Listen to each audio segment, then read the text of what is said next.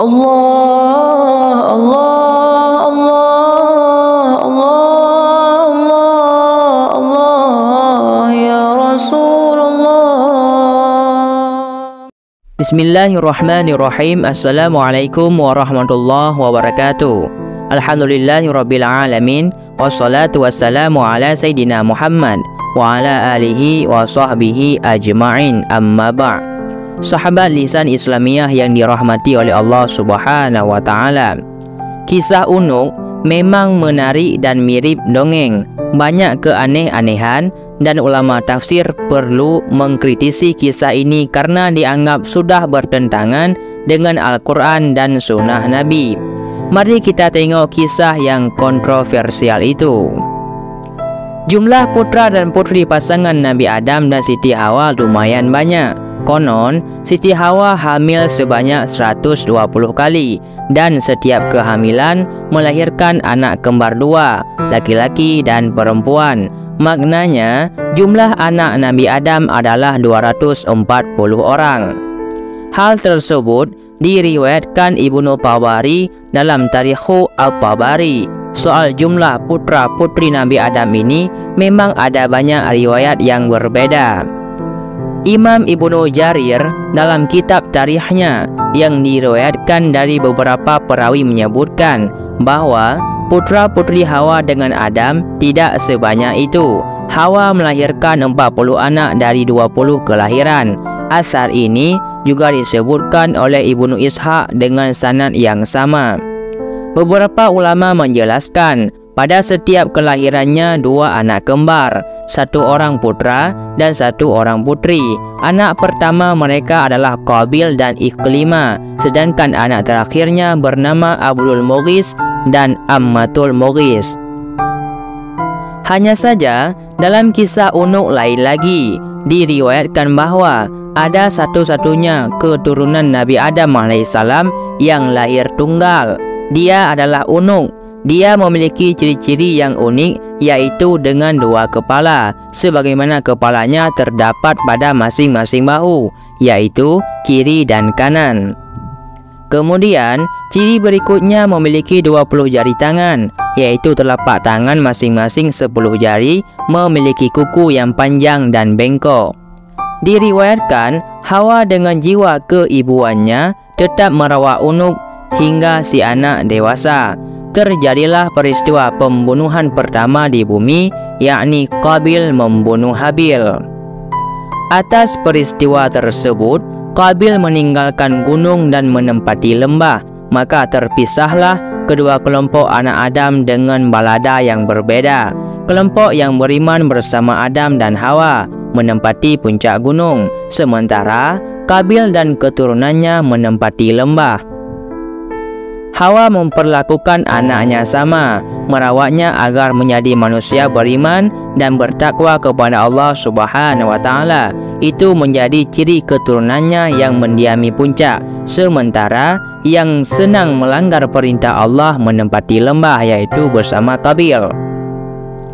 Saat beranjak dewasa, Unuk bergabung dengan Qabil. Ini terjadi setelah Nabi Adam alaihissalam wafat. Beberapa sejarawan menyebutkan bahwa sebelum meninggal dunia, Adam merasakan hidup bersama anak, cucu, cicit dan seterusnya hingga berjumlah 40.000 orang.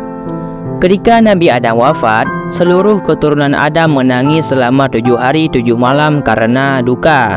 Melihat hal tersebut, maka setan menggoda mereka. Setan merayu anak-anak Adam yang ada di lembah, sebab perangai anak Adam di lembah tersebut mudah tergoda oleh setan. Iblis menawarkan untuk menghibur mereka dengan musik. Maka dari sinilah bermula musik berupa seruling, dan suara suling tersebut terdengar sangat jauh hingga ke puncak. Mereka yang sedang berduka tiba-tiba menjadi heran dengan suara yang aneh tersebut, mendayu-dayu dan sesekali dengan suara yang menyayat jiwa mereka. Mereka yang ada di gunung terperanjat, namun mereka tetap bisa mengontrol diri, kecuali Unuk binti Adam. Dengan hati bergejolak, ia meninggalkan puncak dan menuju lembah bergabung bersama Qabil dan saudaranya yang lain. untuk menikmati musik dan tarian.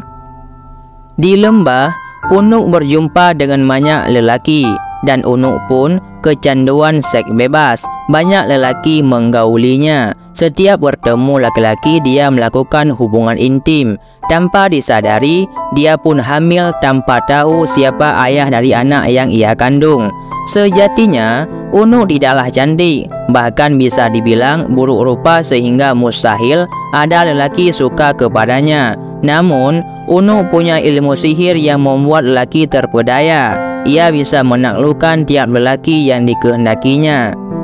Unuk akhirnya melahirkan anak lelaki bernama Wash alias Aus alias Uwash, atau sebut saja Aus bin Unuk. Nasabnya ibu karena tidak mereka ketahui siapa ayahnya. Siti Hawa sedih atas kelakuan putrinya itu. Maka beliau pun berdoa kepada Allah Subhanahu wa Ta'ala agar anaknya tersebut segera dilenyapkan dari muka bumi. Allah pun mengutus singa sangat besar yang melebihi ukuran gajah. Singa menyerang Unuk, merusak seluruh badannya. Inilah kematian pertama oleh binatang. Unuk mati setelah setahun melahirkan Aus. Selanjutnya, Aus tumbuh menjadi orang yang sangat besar tubuhnya. Tingginya mencapai 600 siku orang dahulu, yaitu sama dengan 1,5 siku orang sekarang, dan lebarnya seukuran itu. Sampai-sampai ada sebuah riwayat ketika angin topan datang, angin tersebut tingginya tidak melebihi lutut Aus. Apabila dia duduk di atas gunung, tangannya dia ulurkan ke laut mengambil ikan dan kemudian memanggangnya di matahari. Dan apabila dia marah kepada sebuah penduduk kampung, dia mengencingi mereka sehingga mereka tenggelam dalam air kencingnya. Menurut sebuah riwayat, Aus menguasai sebuah penduduk kampung. Diriwayatkan pula bahwa Aus bin Unuk hidup berumur 4.500 tahun. Dia masih hidup hingga zaman Nabi Musa.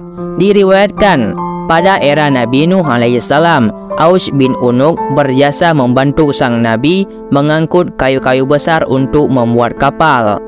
Dikisahkan Allah memerintahkan Nabi Nuh alaihissalam pergi ke Kufah untuk mengangkut pohon saj. Akan tetapi Nabi Nuh bingung bagaimana cara mengangkutnya. Maka Allah memberi wahyu kepadanya bahwa Aus bin Unuk bisa memikulnya.